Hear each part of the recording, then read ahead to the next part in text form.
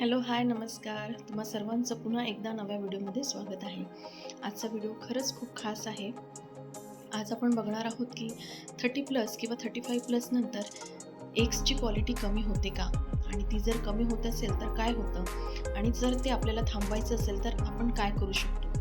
तर सगळ्यात आधी आपण थोडं बेसिक समजून घेऊया. जसं की पुरुषांमध्ये असंख्य असे शुक्राणू तयार होत असतात, पण स्त्रियांमध्ये प्रत्येक महिन्याला 1 किंवा 2च बीज तयार होतात. मग अशा प्रिशियस एग्सची क्वालिटी जर खराब झाली तर तुमचं वारंवार मिसकॅरेज होऊ शकतं किंवा ॲबॉर्शन होऊ शकतं.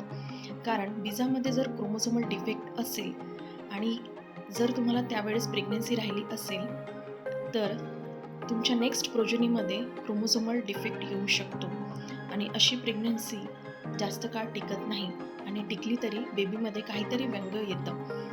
सो जसं जसं आपलं वय वाढत जातं तसं तसं आपल्या एग्सची क्वालिटी आणि क्वांटिटी कमी होत जाते. सो आपलं एग्सची क्वालिटी जर आपल्याला बेटर करायची असेल, इम्प्रूव्ह करायची असेल तर आज आपण त्यावरच थोडी चर्चा करणार आहोत. तर तुम्ही नक्की बघा. आणि ॲक्च्युली जर तुम्हाला PCOD असेल, हायपोथायरॉइडिझम असेल किंवा तुमचं हार्मोनल इम्बॅलन्स असेल तर अशा पेशंट्सनी आणि जे बेबीसाठी प्लॅन करत आहेत तर त्या स्त्रियांनी हा व्हिडिओ नक्की बघावा. कारण ते इम्प्रूव्ह करायसाठी खास उपाय आज मी तुम्हाला सांगणार आहे. सो नक्की बघा. सर्वात आधी जर तुमचं वय 30+ असेल आणि जर तुम्ही बेबीसाठी प्लॅन करत असाल तर तुमची होल बॉडी डिटॉक्स करणं खूप गरजेचं आहे. कारण आपल्या शरीरामध्ये असे काही टॉक्झिन्स तयार होतात ज्यामुळे आपली एग्सची क्वालिटी खराब होते. सो जर तुम्हाला बॉडी डिटॉक्सिफिकेशनसाठी व्हिडिओ हवा असेल तर मला नक्की कमेंटमध्ये सांगा. मी त्यावर नक्की एक व्हिडिओ बनवेल. आणि दुसरं आहे करेक्ट युअर हार्मोनल बॅलन्स. जर तुमचे हार्मोन्स इम्बॅलन्स असतील, गडबड असतील तरी पण तुमची एग्सची क्वालिटी खराब होऊ शकते. सो तुम्ही सगळ्यात आधी तुमचं हार्मोनल प्रोफाईल करून घ्या तुमच्या डॉक्टरांकडून. जसं की PCOD प्रोफाईल असतं आणि पूर्ण एक इन्फर्टिलिटीचं हार्मोन प्रोफाईल असतं. ते सगळे टेस्ट तुम्ही करून घ्या. आणि जर काही कमी जास्त असेल तर ते तुमच्या डॉक्टरांना कन्सल्ट करा, गायनेकॉलॉजिस्टला. कारण बऱ्याचदा असं होतं की टेस्टोस्टेरॉन हार्मोन वाढतो PCODच्या पेशंटमध्ये. सो त्यामुळे पण एग्सची क्वालिटी बरीच खराब होते आणि प्रेग्नन्सी राहण्यास खूप प्रॉब्लेम येतो मग. सो तुमचे हार्मोन्स एका लेवलमध्ये असणं खूप गरजेचं आहे. So correct your hormonal balance.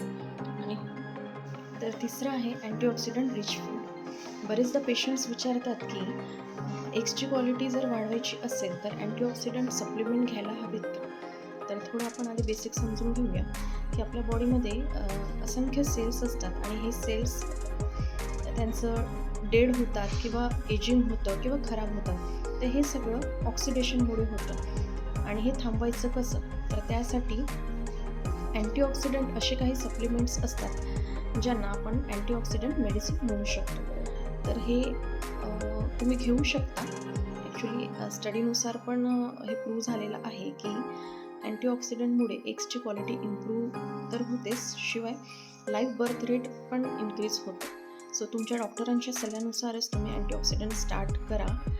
आणि जर तुम्हाला माहिती हवी असेल की मी माझ्या पेशंटला कोणते अँटीऑक्सिडंट सप्लिमेंट देते तर कमेंटमध्ये मला नक्की विचारा. आणि अँटीऑक्सिडंट रिच फूड मेनली तुम्ही बेरीज कन्झ्युम करू शकता, broccoli, lemon, tomato. So these are the very good source of antioxidant. सोबतच तुम्ही मल्टीविटॅमिनसुद्धा स्टार्ट करू शकता. ॲक्च्युली एग्सची क्वालिटी इम्प्रूव्ह होण्यासाठी तुम्हाला सर्व प्रकारचे विटॅमिन्स आणि मिनरल्स तुमच्या बॉडीला मिळणं खूप जास्त आवश्यक आहे. So antioxidant is very essential to improve your eggs quality.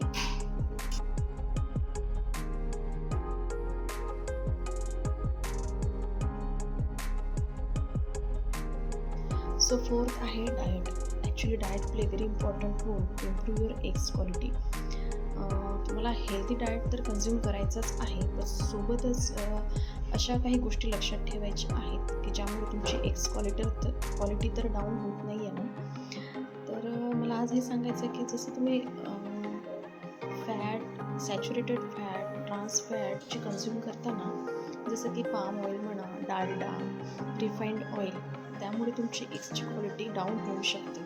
So त्याऐवजी तुम्ही कोल्ड प्रेस्ड ऑइल आजकाल मिळतं, सहज उपलब्ध आहे मार्केटमध्ये, तर ते तुम्ही कन्झ्युम करू शकता. आणि तुम्ही जे कार्बोहायड्रेट्स कन्झ्युम करताना, जसं की रिफाईंड कार्बोहायड्रेट्स, मैदा म्हणा, शुगर, बेकरी प्रॉडक्ट्स, तर त्यामुळे पण तुमची एग्स क्वालिटी डाऊन होऊ शकते. सो नॉन रिफाईंड कार्बोहायड्रेट्स तुम्ही तुमच्या डाएटमध्ये घ्यायला हवे. कसं असतं ना, ॲक्च्युली इन्सुलिन आणि ओव्हेरियन हार्मोन्समध्ये एक सिमिलरिटी असते. कसं असतं, जर तुमचं इन्सुलिन वाढलं किंवा त्याची सेन्सिटिव्हिटी खराब झाली, तर अशा कंडिशनमध्ये तुमचे ओव्हेरियन हार्मोन्ससुद्धा डिस्टर्ब होऊ शकतात. सो तुम्हाला ही काळजी घ्यायची आहे की तुमचं इन्सुलिन वाढायला नको, आणि तुम्हाला असे पदार्थ अवॉइड करायचे आहेत की ज्यामुळे तुमचं इन्सुलिन रेज होईल. सो तुम्हाला डाएट तुमचा हेल्दीच असायला हवा. सो काय कन्झ्युम करायचं, तर तुम्ही मोस्ट इम्पॉर्टंट की फायबर रिच डाएट घ्या, कन्झ्युम करा. Actually every day we need 25 gram of fibre for female and 30 gram of fibre for male. And सोबतच तुम्ही प्लांट बेस्ड प्रोटीन जे असतं ना, ते कन्झ्युम करा. 5th आहे एक्सरसाइज. तर एक्सरसाइज तुम्हाला अशी करायची आहे की ज्यामुळे तुमचे वेट रिडक्शन तर होईलच, सोबतच हार्मोनसुद्धा बॅलन्स राहतील. पण एक्सरसाइज हे तुम्हाला डेली करायचं आहे, एक दिवस करून चालणार नाही आहे. सो डेली तुम्ही स्वतःला असं रुटीन पाडून द्या की रोज उठल्याबरोबर तुम्हाला मॉर्निंगला एक्सरसाइज, योगासन हे करायचंच आहे. ॲक्च्युली आयडियल वेट असणं खूप गरजेचं आहे. जर तुम्ही वेट गेन करत असाल तर ऑटोमॅटिकली तुमचं हार्मोन्स डिस्टर्ब होणारच, आणि मग ते एग्सची क्वालिटी डाऊन होऊ शकते यामुळे. सो तुम्ही आयडियल वेटवर असणं. 6th आहे मॅनेज युअर स्ट्रेस. तर स्ट्रेसवर माझा एक व्हिडिओ आहे, तुम्ही नक्की तो बघा. आपण आपलं स्ट्रेस कसं कंट्रोल करू शकतो किंवा कसं ते त्याच्यासोबत डील करू शकतो, यावर मी एक व्हिडिओ बनवलेला आहे, तो तुम्ही नक्की बघा. आणि आपलं स्ट्रेस जर वाढलं असेल तर त्यामुळे कोणते हार्मोन्स वाढतात आणि ते आपल्यासाठी किती हार्मफुल असतात, आणि त्यामुळे आपली एग्सची क्वालिटी खराब होऊ शकते. तर जेव्हा टेस्टोस्टेरॉन आणि कोर्टिसॉल हार्मोन स्ट्रेसमुळे वाढतं, तर तेव्हा मी काय देते हे मला नक्की कमेंटमध्ये विचारा. Thank you for watching this video आवडल्यास नक्की शेअर करा, आणि अशाच नवीन इन्फॉर्मेटिव्ह व्हिडिओसाठी चॅनलला सबस्क्राईब करा. थँक्यू.